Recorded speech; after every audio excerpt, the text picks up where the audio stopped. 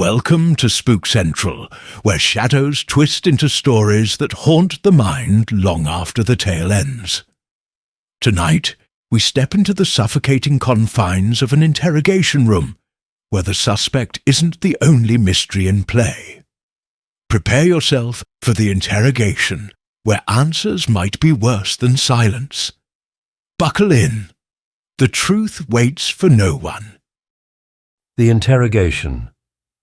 Detective Inspector Marcus Kane rubbed his temple as the fluorescent light buzzed above him. The small interrogation room smelled faintly of stale tea and sweat, a scent that clung to the station walls like damp. Across the metal table sat the suspect, hands folded neatly, his expression calm. Marcus glanced down at the case file in front of him. No name, no address, no ID, just a mugshot, and the single word that sent a ripple of unease through the entire station. Unknown. The suspect wasn't particularly remarkable to look at. Late 40s, maybe early 50s. Neatly combed brown hair, a suit that was a little out of fashion but clean. No distinguishing marks. But there was something off. Something Marcus couldn't quite place. "You know why you're here," Marcus began, his voice steady, practiced. The suspect tilted his head slightly, a faint smile tugging at his lips. "Do I? You were found standing over a dead man in the alley behind Nelson Street. Witnesses say you didn't even try to run." The smile widened. "Why would I run?" For the first 20 minutes, the interrogation went as Marcus expected. The suspect deflected questions with vague answers, his calm demeanor unnerving. "What's your name?"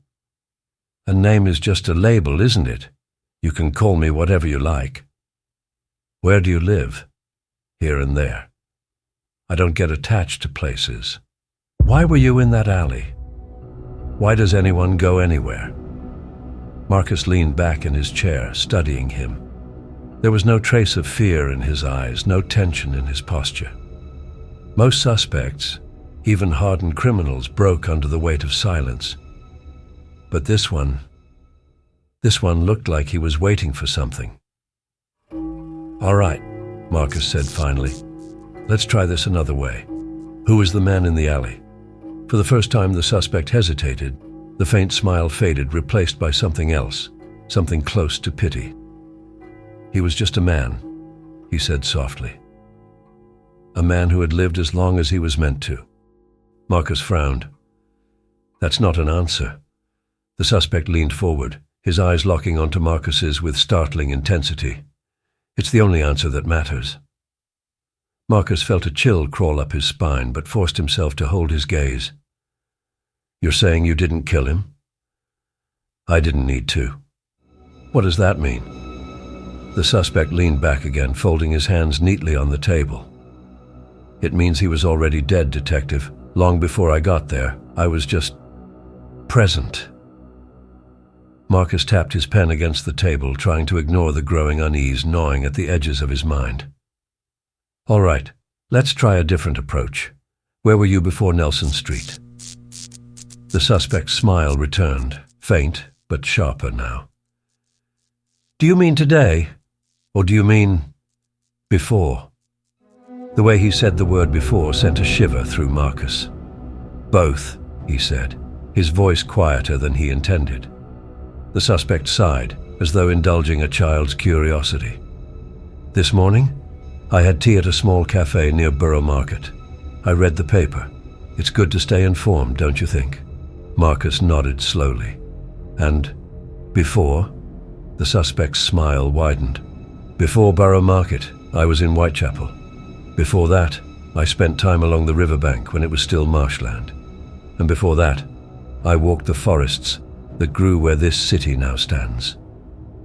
Marcus's pen stilled. "You're saying you've been here all this time?" Marcus asked, his voice low, skeptical. "What are you, a tour guide for the ghosts of London?" The suspect chuckled softly, the sound oddly devoid of warmth. "I suppose you could call me that, though the tours I give tend to be exclusive." Marcus leaned forward, his brow furrowing. You're seriously claiming you've seen London before it was London? The suspect's eyes flickered with something. Not quite amusement, not quite disdain. Not claiming, detective. Stating. Right, Marcus said, shaking his head, a smirk tugging at the corner of his mouth. And I suppose you had a pint with Boudica while you were at it? The suspect's smile returned, sharp as a razor. I prefer wine. Ale back then was primitive. Marcus blinked. For a moment he swore there was a flicker of something in the suspect's expression, something far too knowing. His pen resumed its rhythm against the table, though now his grip felt unsteady. Marcus shook his head, trying to suppress the unease creeping into his chest. "This is a nice little story you've got," he said, "but it's not going to hold up in court." The suspect tilted his head, his smile softening. "I don't expect it to, but I think you're asking the wrong questions. Enlighten me." The suspect leaned forward, his voice dropping to a whisper.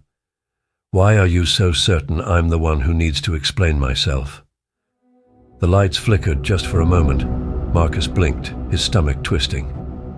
"What are you talking about?" The suspect's eyes darkened, his tone sharpening. "You've lived your life thinking you're the one asking the questions, holding the power. But power is fleeting, detective. Trust me, I've seen it slip through 1,000 hands." Marcus opened his mouth to respond, but the words caught in his throat. His mind raced back to the victim in the alley, the blood pooling on the pavement. There had been no struggle, no weapon, just a man who had looked terrified. The suspect smiled again, but this time it wasn't faint or soft. It was knowing. "Do you remember what he said to you, detective?" Right before he died, Marcus froze. He hadn't told anyone what the victim's last words were. He said... The suspect's voice dropped to a murmur, barely audible. "He's here now." The lights flickered again. That was The Interrogation, a story that reminds us how much we don't know and how much we might never understand. What do you think the suspect really was? A liar? A madman? Or something far older than we're ready to comprehend? Let us know your thoughts on our Instagram. Thank you for listening to Spook Central, where the ordinary turns eerie and the eerie turns unforgettable. Sleep well, but remember, the river of time flows for us all.